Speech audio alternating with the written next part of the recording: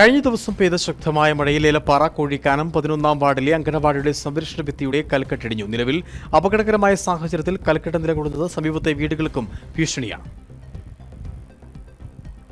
ഇന്നലെ വൈകുന്നേരം അതിശക്തമായ മഴയാണ് ഏലപ്പാറ കോഴിക്കാനം മേഖലകളിൽ ഉണ്ടായത്. ഈ മഴയെ തുടർന്നാണ് രാത്രിയോടെ ഏലപ്പാറ കോഴിക്കാനം 11-ാം വാർഡിലെ അംഗൻവാടിയുടെ കൽക്കെട്ട് ഇടിഞ്ഞത്.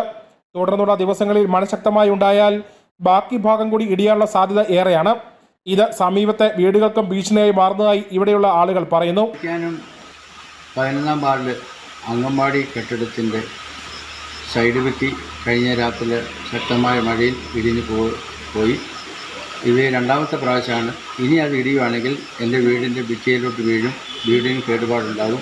അതുപോലെ തന്നെ കുഞ്ഞുങ്ങൾ പഠിക്കുന്ന അംഗൻവാടി സ്കൂളാണ്. അതുകൊണ്ട് അടിയന്തരമായി കഴിഞ്ഞ വർഷവും സമാന രീതിയിൽ മഴയത്ത് ഈ കൽക്കെട്ട് ഇടിഞ്ഞിരുന്നു. ഇതിനുശേഷം ഇത് പുനർനിർമ്മിച്ചതാണ്.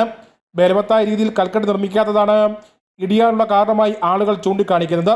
ബന്ധപ്പെട്ട അധികൃതരുടെ നേതൃത്വത്തിൽ ഈ കൽക്കെട്ട് പൊളിച്ചു മാറ്റി സുരക്ഷിതമായി പുതിയ കൽക്കെട്ട് ഇവിടെ നിർമ്മിക്കണമെന്ന ആവശ്യം ശക്തമായിരിക്കുകയാണ്. News bureau, Elappara.